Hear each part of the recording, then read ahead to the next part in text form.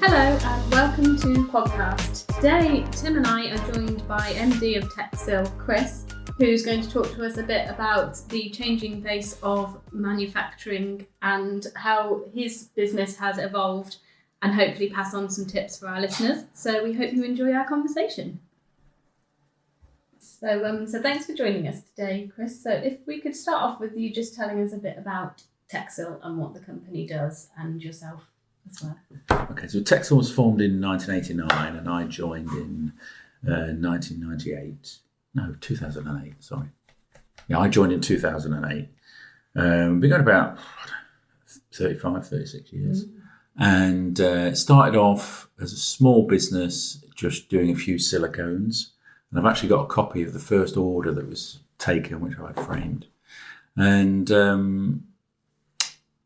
now it's a much bigger company, selling all over the world and distributing technical silicones and other adhesives and tapes for mainly automotive, aerospace and defence and general manufacturing applications. Excellent. So have you been based in Bidford all that time? Yes, we have, yeah. And we take a very technical approach to the business. We know a lot of customers are not experts in adhesives, and we try to be that expert for them. And it's very much a problem-solving approach that we have. And if we get a customer, we tend to keep them for 10 years or longer. So that's kind of the approach we have. Yeah, we try to do that. Most of our clients are long-term. I think we'd be happy for like 8 years plus, which is quite unusual for what we do. But, and we see more as a partnership with the customer. Yeah. And we'll take them from the design stage all the way through to production and advise on all the elements in between. Yeah. So what do you find makes Bidford a good place to have kind of set down the roots, or does it, because you're kind of exporting, does it not really matter where in the country you are based? I don't think it matters where you are. We're not a million miles from Birmingham, and it is an engineering centre of the UK. Yeah. And you can get anywhere from around here. So I have a colleague who's based down in Cornwall, and every trip they make has to be planned properly, and it's a big hike. In the Midlands, you're in a good position. You can get anywhere in a couple of hours generally.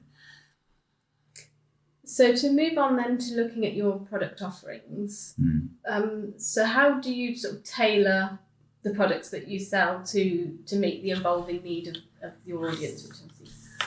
Well, we do a lot of product customization and kitting. It's quite important. So these big chemical manufacturers have huge plants, and we draw products from Japan, Germany and North America, and some from the UK.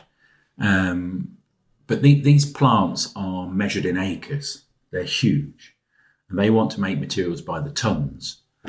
But customers want to buy by the grams. So we will bring product in, I don't know, half a ton here, a ton here, that kind of thing, in bulk packaging. And then we'll customise that into bespoke packaging for the customer. So we have a customer in Somerset, a big electronics customer. They got a machine that takes 30cc cartridges, and we put it in these 30cc cartridges for them. And then we have another customer who wants it in, it's an aerospace customer, and they want it in 5 litre packs, and we'll pack it into 5 litre packs for them. Yeah. And we have a repack license from the manufacturer, which means we can repack under their brand and under their warranty, and they come and audit us. Right. And that gives the customers confidence that we know what we're doing. Yeah. So we're an authorised repacker, if you like.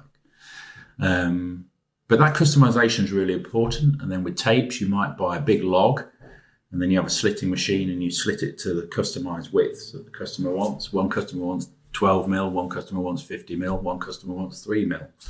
But we'll do that. So it's kind of, I suppose, transitioning from bulk down to a customized offering that the customer wants. Yeah.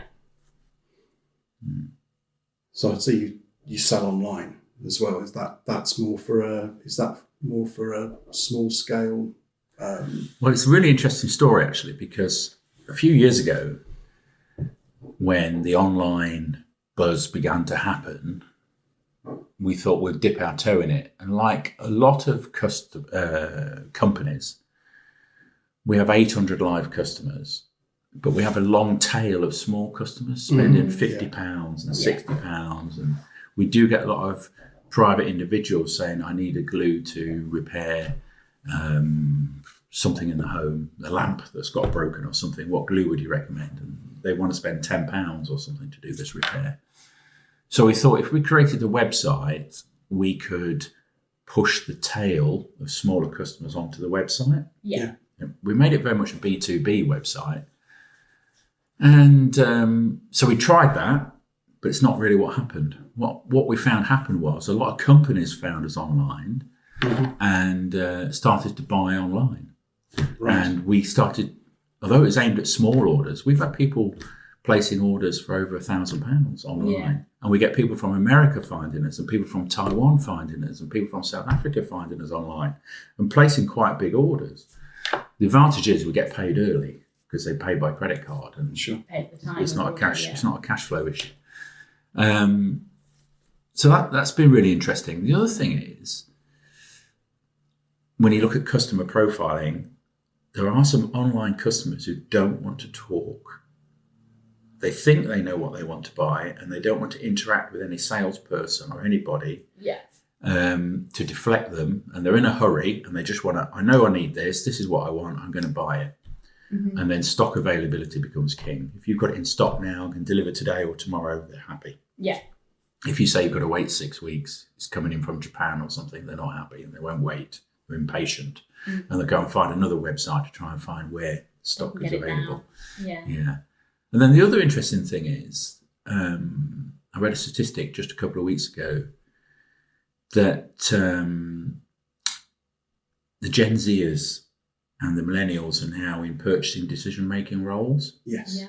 And 64% was a statistic that stood out to me. 64% of these purchasing people who are millennials and Gen Zers are using digital sources to do their purchasing. Yeah.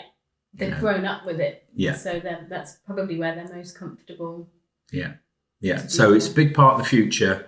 And we've got a department of 4 now, just on e-commerce. Yeah. Business unit, if you like.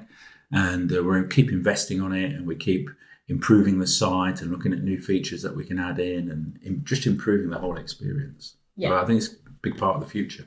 Yeah, definitely. I mean, a lot of companies like to be able to think they can build it and forget it. Yeah. And they don't realise that websites are a constantly evolving thing. Yeah. And it always needs attention to stay ahead of what everybody else is doing. For sure, yeah. Customer journeys are always evolving, so you need to make sure that you're catering to what people want now and where they're finding you now, and keeping that consistent as well. Yeah. It's like the LinkedIn as well. One of our suppliers did a course on how to do digital marketing through LinkedIn. Yeah. And they had a similar set of statistics, but they said before any meeting now, people are doing due diligence and checking you out on LinkedIn before agreeing to any meeting. Yeah, social proof. Yeah, and your LinkedIn profile needs to look professional. Yeah. It's so important now. And it needs to be used and updated, and there needs to be current content on there, and so that it looks as if you are active and in those places, which is sometimes it gets more and more difficult to do when that's not actually a core part of the business.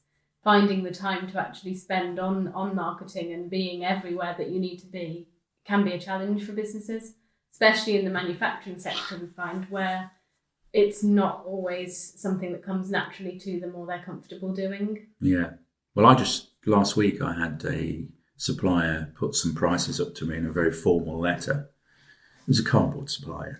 And I reached out to the guy on LinkedIn, and he accepted my invitation, and I wrote to him and said, what's going on with this price increase? I'm not accepting it, blah, blah, blah. We had quite a matey exchange on LinkedIn, and he dropped his price 2.5%. So I felt that was a little win. The return on investment was good with that at the time. So. People working with people again, isn't it? But I felt like the email was so formal. Yeah. With other people copied in, but when I got in one-to-one on LinkedIn, we were just able in a matter of minutes to agree a lower price increase, and we could move forward. Yeah. So, wanting to have a chat with you about Techsil's expansion. I know you mentioned when you arrived today that you were heading off to another location that you'd just been acquiring. So, is that kind of constant program of acquiring is it the Viking industrial products that you're heading off to? Yeah, so we acquired Viking industrial products in the very end of December, so really effectively 2nd of January in Anger. And they're based in Keighley, West Yorkshire, and they're a 3M approved distributor. And that was the attraction, really. And they've also got an established e-commerce site. And so I spent 2 days in West Yorkshire and I spend 2 days a week in Bidford. Right, so you're spreading yourself across the country now then? I am, yes. So is that how you're kind of progressing, is to sort of acquire other companies, and that helps you kind of grow? Yeah, so we've got a two-pronged approach. We've got organic growth and then we've got the growth by acquisition. Yeah. And 3 years ago we were sold to Diploma PLC, and we've more than doubled our size in the last 3 years. Wow. Yeah. So we've done 4 acquisitions in the last 3 years. That's impressive. Yeah. And busy, no doubt. Yeah. And we're just lining up one now at the moment. I tried to do one in Germany, another one in Germany last year, and that's on hold at the moment. I think we will do it, but the owner wants to continue to run his business for a little bit longer until he's ready to retire, because he's only 58. I think he's targeting 60. But we will get that one. But I'm just targeting one on the outskirts of Paris at the moment, which would be quite interesting. So that would be taking it international. Yeah. So you're going to go visit them because you're off to the Paris Air Show, aren't you? Yeah, we're doing the Paris Air Show in June, which is the first time we've done it. But 25% of our business is in the aerospace market. All right. And we visited it the last 2 years, so this year we've taken the plunge to exhibit. So I'm quite interested to see how that works out. So you've normally stuck to UK exhibitions, so which ones are the essential ones for you, do you think? We've done a few fast exhibitions. We've done the Southern Manufacturing, and we did the sign and digital this year because we have a product group specifically for the sign industry. Okay. And that seemed to go quite well. So, yeah. I'm not a big fan of exhibitions anymore. I think they are. I think the digital marketing is now more important. If you've got something exciting and new to tell people, you can't say, I'm going to launch it in 3 months' time at the exhibition. I think you need to get the message out there now and tell people. Yeah. And especially in adhesives, if you've got something like at the moment, there's a big push on biocompatibility and sustainable source, because they are chemicals at the end of the day. And manufacturers are bringing out new sustainable products and biocompatible products, and getting those messages out is really important, and reaching as many people as you can. I mean, you can do a mailer out now. We've got a very good database that we've built up over the years. I think it's over 30,000, of which more than 50% are engineering people. Yeah. So designers and people who are involved in mechanical engineering, that kind of thing, and getting that message out to that many people. Digital methods are the best. Yeah, which is the most important channel. Is that, do you find it's LinkedIn or We do quite a bit on LinkedIn, but we do a lot of direct marketing, and we segment quite down. So we segment into the automotive group, we'll segment into the aerospace group, we'll segment into electronics, we'll segment into appliances, we'll segment into sign and digital, that kind of thing. And then we'll target those with more bespoke mailers. Yeah. Where instead of hitting 30,000 people, you're hitting the key targeted core of 2,000 people, something like that. With information relevant to them. Yeah. So I guess you've got a fairly impressive CRM then. Yeah, we've got the Business Central 365 one, which is their version of Salesforce, which a lot of people have. But that's kind of the market go-to, isn't it, really, Salesforce? But our ERP is also the Business Central 365, so we've got a CRM that would match the ERP. Yeah. So we don't have two separate integrations are interesting, especially if you've got legacy systems kicking around the place. I mean, if you find a lot of people who've got one thing that won't talk to the other thing, and it'd be really great if it does. And it's quite a leap to actually switch platforms. Oh yeah, there were a few tears on the journey along the way. Yeah. So how about the sort of economic climate at the moment, and obviously tariffs and all those sorts of things? Have they hindered your acquisition growth? Have they made any difference? It's tough. It's tough out there. There's a lot of headwinds. The Trump tariff affects Techsil. Yeah. We buy products from Japan, so certificate of origin is Japan, so it's not the British rate of 10%, it's a Japanese rate of 34%. Right. We also ship into Mexico and Brazil, but Mexico and Brazil's end customers are in America. Yeah. So if there's tariffs on the Mexican products and the Brazilian products, that affects what we're doing. We get affected by world events. The Houthis in the Arabian Sea and the Suez area, that affected us because that affected products going into Tesla Berlin, and Tesla Berlin is indirectly a customer of ours through another couple of people in the supply chain, and when their demand falls, it goes through the supply chain and our demand falls. Yeah. So if there's other businesses listening that are facing the same problems, what would be your tips for them? Ride it out. Yeah. I think we've got to ride it out, especially this tariff situation. It's changing all the time, isn't it? It's every day it's changing. And I noticed China dropped big yesterday. China's a big market for us. We sell into, I think we've got 6 customers in the Shanghai region. Mm-hmm. So you'd have thought they, like intuitively, people not in your industry probably think that they're a pretty big exporter rather than importer of this sort of thing. Mm. So is it because of your stuff's particularly technically advanced? Yes, it is. And we do a lot of work on design specification. And in automotive in particular, the guys might test it for 3 years and they're planning 3 years ahead. Right. I mean, the only vehicles we've been designed in on have been electric vehicles. And I'm going back 5 years ago. Mm. But at the moment, they're planning for vehicles that will come into service in 2030, 2032, things like that. They're working very far ahead. And we do have some high performance technical materials. Our sealants are fantastic for keeping out water ingress, chemical ingress, oil, gasoline, glycol, antifreeze, that kind of stuff getting in and disturbing the electronics. Right. And we do a lot on thermal management. So we're on braking systems and steering systems. So, they get hot and you've got to deal with that heat, and air is a bad conductor of heat. So you use a thermal silicone or other thermal material to take that heat away and extend the product life. And our products have done really well. So that's why we end up selling to places like Mexico and Brazil and China and Poland and France and Italy and places like that. Yeah. It's really impressive actually coming out of Bidford. Yeah, just coming out of little Bidford. Yeah. It's our little industrial estate. Yeah. It's... So are there any sort of strategies that you've adopted that you could sort of guide other businesses that want to sort of try and emulate your success to doing the same sort of route? Obviously not in your sector. Yeah. Don't want to feed the competition. So ultimately, we describe ourselves as an added value distribution, and we add value by the customization of the packaging and stuff, but also being the technical expert in the product.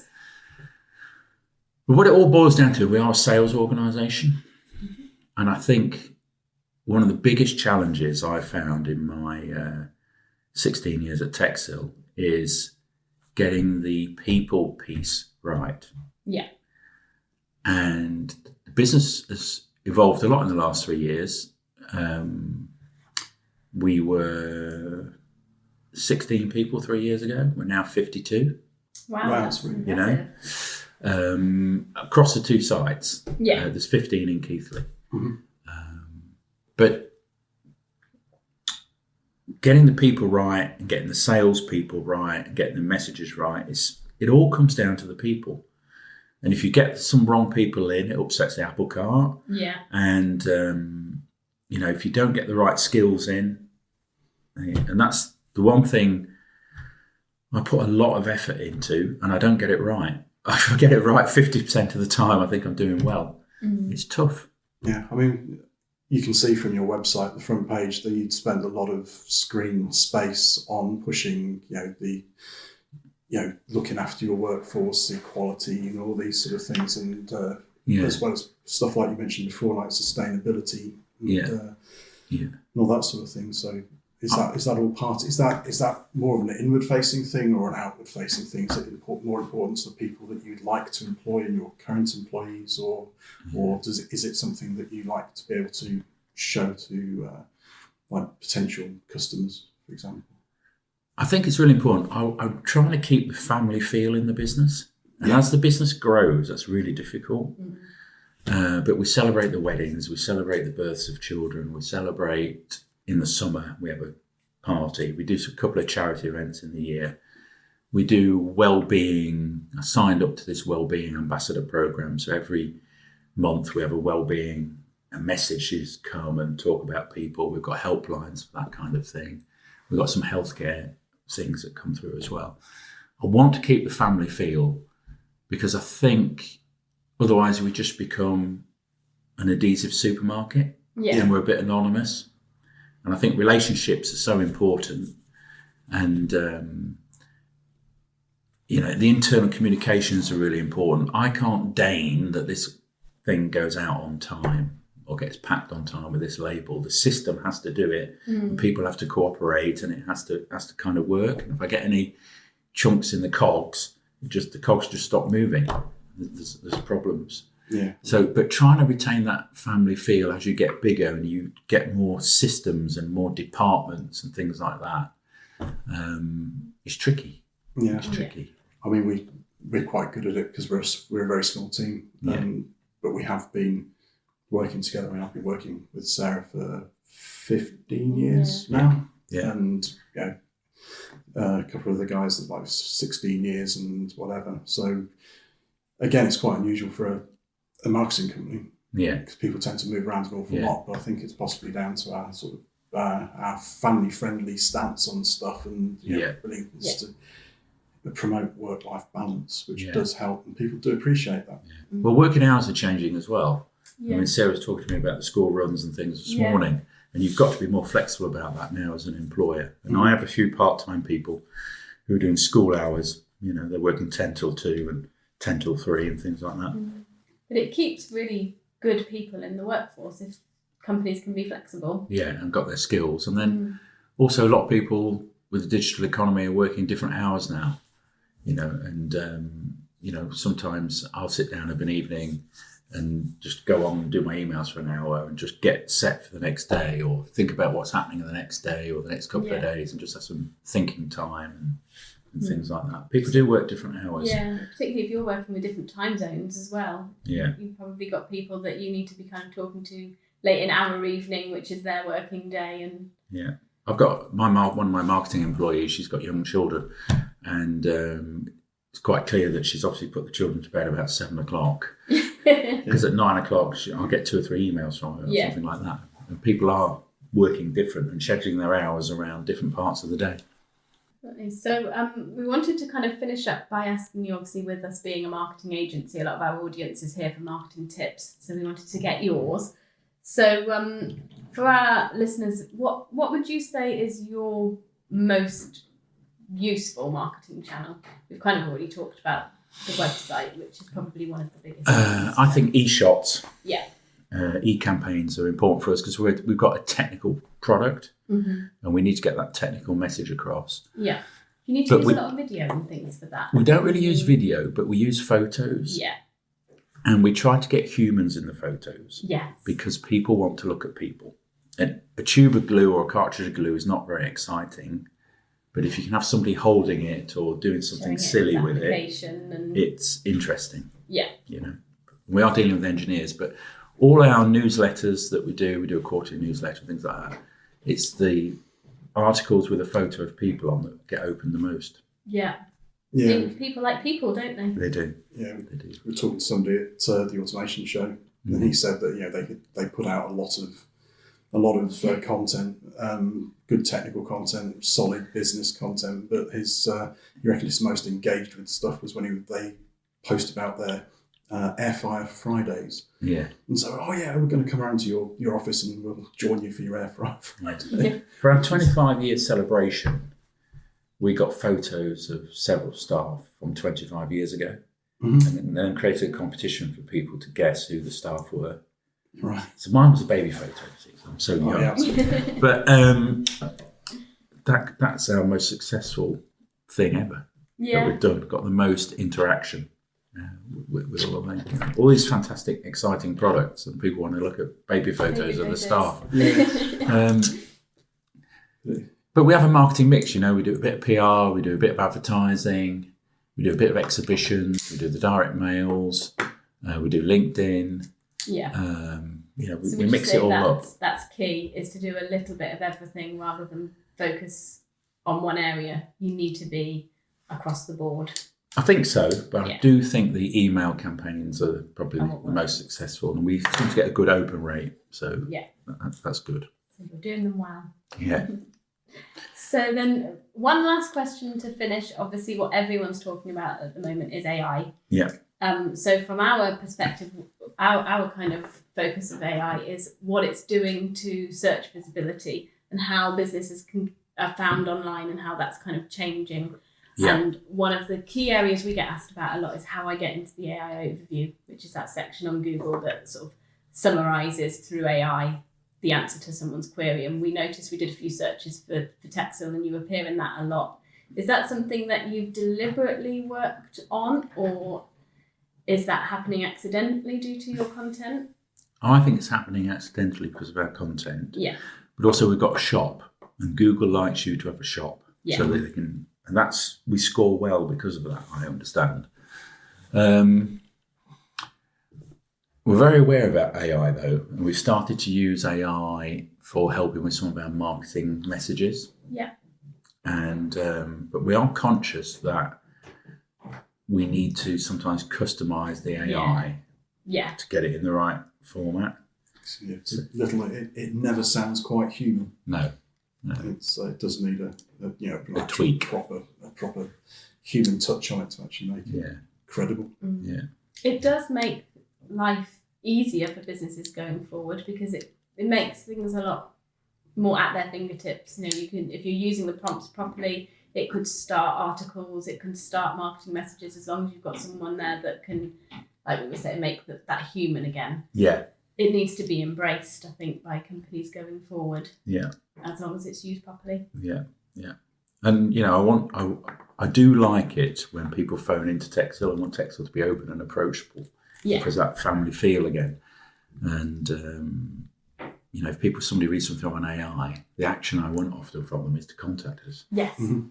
By phone or email, but I need them to pick up, get in touch with us. Yeah, we have experimented with AI messengers on websites, and they're pretty successful, and they can answer a lot of questions. But it's at the point at which you say that's enough, and you need to speak to somebody with real human expertise, because they can only learn from what you've put online, and what's online is only part of what you know. Yeah. So it's just that thing, and also not pretending that it's a real person's important as well. So okay, this is actually a robot, because you don't want to try and fool people. Yeah. So indeed. Brilliant. Well, thank you very much for joining us this morning. It's a pleasure.